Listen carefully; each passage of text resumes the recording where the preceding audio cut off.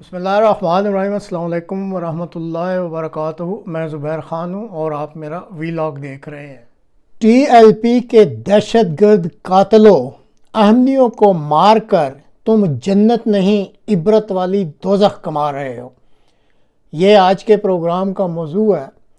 18 April یعنی آج جمعۃ المبارک کے روز تھانہ پریڈی کی حدود میں احمدیہ ہال کراچی پاکستان کے باہر ایک احمدی لئیق احمد چیمہ بعمر 46 سال، جن کی تصویر آپ دیکھ رہے ہیں، ان کو تحریک لبیک کے گنڈوں کے ایک متشدد ہجوم نے بہیمانہ تشدد کا نشانہ بنایا، جس کے نتیجہ میں وہ موقع پر ہی جان کی بازی ہار گئے۔ واضح رہے کہ احمدیوں کے کراچی میں واقع اس نماز مرکز پر 2 فروری سال 2023 اور پھر 4 ستمبر 2023 میں تحریک لبیک کے گنڈوں نے حملہ کر کے اس کے میناروں کو بھی مسمار کر دیا تھا۔ آج 18 اپریل جمعہ کے روز کراچی کے مقامی احمدی حسب معمول جمعہ کی نماز کے لیے جمع ہو رہے تھے۔ اس موقع پر تحریک لبیک کے گنڈوں نے نعرے بازی شروع کر دی۔ لئیق احمد چیمہ صاحب، جو کہ احمدیہ نماز سینٹر سے 150 میٹر کے فاصلے پر تھے، ان کو تحریک لبیک کے گنڈوں نے پہچان لیا اور پھر ان پر اینٹوں اور ڈنڈوں سے حملہ کر دیا۔ بہیمانہ تشدد کی وجہ سے وہ موقع پر ہی جاں بحق ہو گئے۔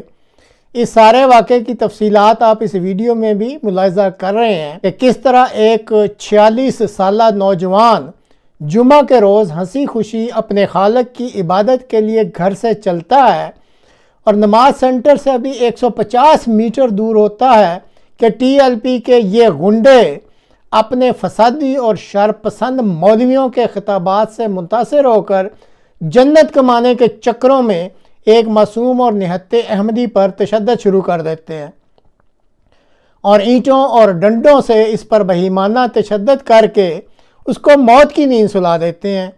پھر لاشیں لے جانے والے ایک ادارے کی ایمبولنس اس بے گناہ کی لاش کو ایمبولنس میں ڈال کر لے جاتی ہے۔ جب یہ نوجوان آج گھر سے چلا ہوگا تو اس کی اہلیہ اور بچوں نے یہ کبھی بھی نہ سوچا ہوگا کہ وہ اس کو دوبارہ زندہ نہ دیکھ سکیں گے۔ کاش کہ ٹی ایل پی کے یہ ان پڑھ، جاہل، فسادی نام نہاد مولوی قرآن کی یہ تعلیم بھی پڑھ لیتے اور اپنے ان چیلوں اور دہشت گردوں کو بھی یہ تعلیم دے دیتے کہ ایک بے قصور کو موت کی وادی میں دھکیلنے کا مطلب پوری انسانیت کو موت کی وادی میں دھکیلنے کے مترادف ہوتا ہے۔ لیکن ان بے شرم اور بے حیا مذہبی ٹھیکیداروں کو کسی چیز کی بھی اب پرواہ نہیں ہے۔ بہرحال اللہ تعالیٰ کی ذات سب کچھ دیکھ رہی ہے۔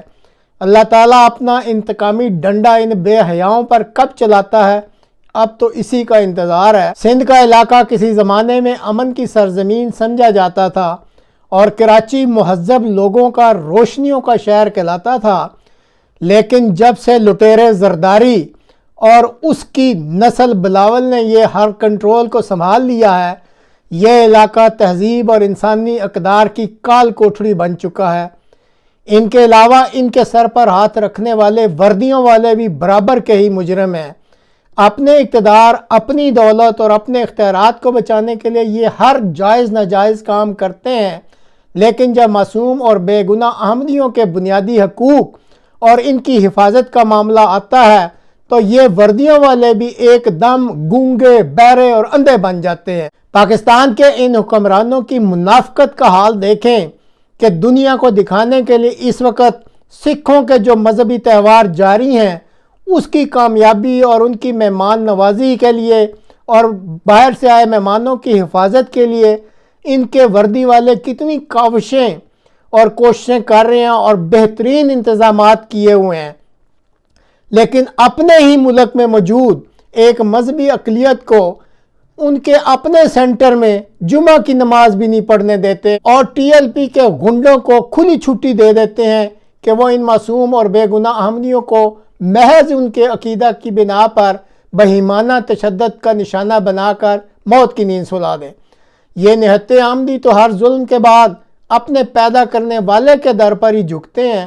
ٹھیک ہے، اس کے در پر دیر تو ہے مگر اندھیر نہیں۔ ان سارے ظلموں کا اللہ تعالیٰ حساب لیے بغیر کسی کو نہیں چھوڑے گا انشاءاللہ تعالیٰ۔ احمدیوں کو اللہ کے در سے یہی امید ہے۔